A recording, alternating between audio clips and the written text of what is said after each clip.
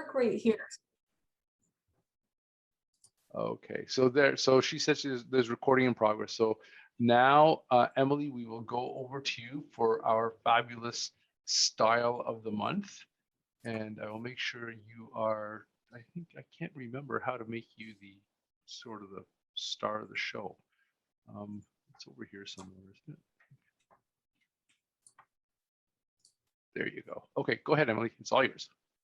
You have disabled screen sharing. Oh, I didn't. Oh, you know what it was? I didn't set this meeting up.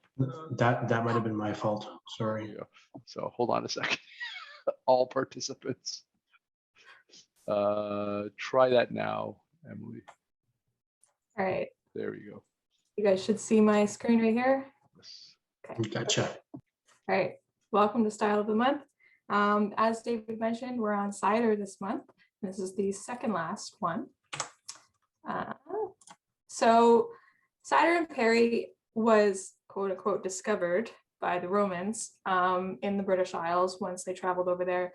And I say discovered, like discovered how the Europeans discovered America. Like everybody in the British Isles already knew about cider for a really long time. But it has always remained the biggest cider market in the world. The UK cider is huge. In the Americas, the Pilgrims initially brought apples over. You know, everybody's heard the like Johnny Appleseed story. It was a very popular staple until Prohibition came, the temperance movement, and it was forced out along with beer. However, once Prohibition ended, something similar happened with the immigrants. Instead of UK immigrants coming to the Americas, now it was from Germany and Ireland, and they brought their alcohol preferences with them. So when Prohibition ended, beer really took over because that was the style of alcohol that those immigrants gravitated towards. That was the style that they made. So beer took off after Prohibition ended. Cider didn't. Cider is really only starting to have its moment now. And when we say cider, that specifically refers to a fermented apple juice. When we say perry, that's a fermented pear juice.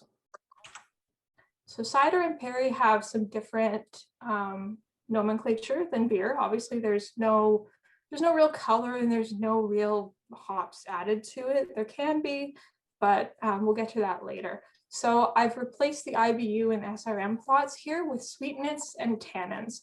And tannins generally come from the skins of the fruits. So that's going to give you like a kind of a bitterness or a dry astringency taste, and a very significantly by style. The first style for an apple cider is a New World cider. When we say New World, we're not talking about the Americas or Australia or anything like that. It specifically relates to the style. And this is made with a culinary apple. That's an apple that you can buy at the grocery store, like a Macintosh.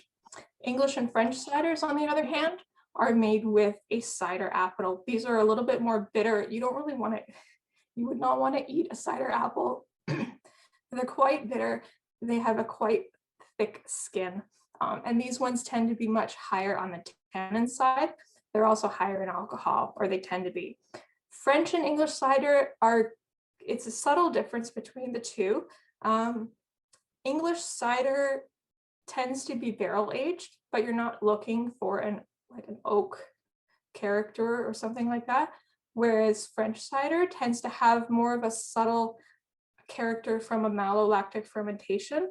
And if you are thinking about making a cider, I would encourage you to read the first couple of pages of the BJCP guideline. There's a very comprehensive description of what an MLF fermentation is and how it manifests into the style. Perries, on the other hand, I mentioned, these are made by pears, and there's a similar delineation between the New World and the traditional. The New World is made with a culinary pear, something like a Bartlett that you could pick up at the grocery store, and a traditional perry is made with a specific cider making pear.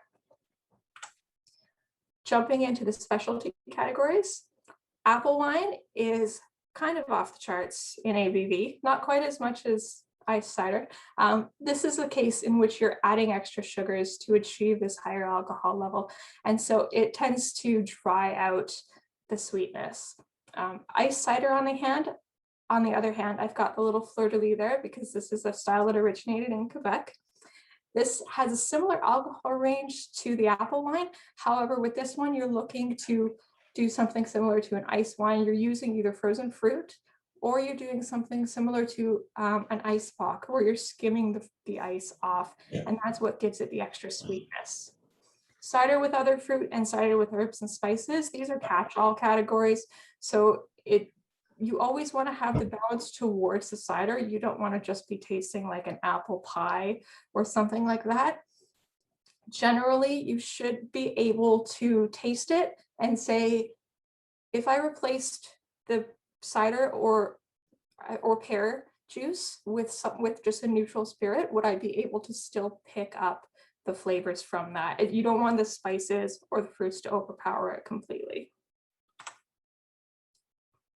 Finishing it off, we've got New England cider. This is a more American thing, so it's a little bit extra in every kind of way. You are using New England apples in this case, and we're adding sugar and honey to raise the alcohol in it. This is also a style which can be barrel aged, and it's a case where you want the barrel aged character to be perceptible in it. And then there's specialty cider and perry, and this is just a catch-all category. So this is where you could put something that just does not fit anywhere else. But again, you always want the balance to be towards the cider or the perry. We have one lonely example in the recipe database, and it's Peter Hoog's Citrus Stepchild, which is a cider with herbs and spices. And the locally available examples, this slide was a pain in the butt to put together. It's not very easy to find out what variety of apples that are used. However, there are a couple local examples made in Toronto. Hex Press, this one is a Toronto cidery. On my practice runs, I always said brewery, not that. This is made with culinary apples, Ida Red and Northern Spy, which makes it a New World cider. Brickworks, of course, this is a cider with herbs and spices. It's got kind of gin botanicals in it. Thornbury Village, this is a cider with other fruit. And then jumping to our presenter, we've got Revel ciders, they're Para and they're Swaff. The Para is made with culinary pears, so this is a New World.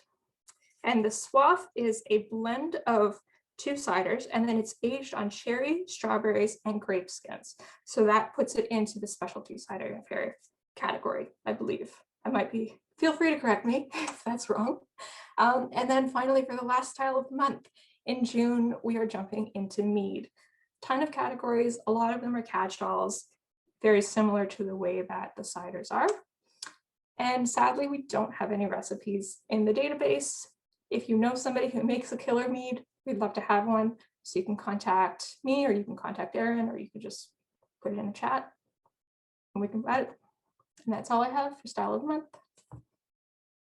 Yay, thanks, Emily. I will pause the recording as I go like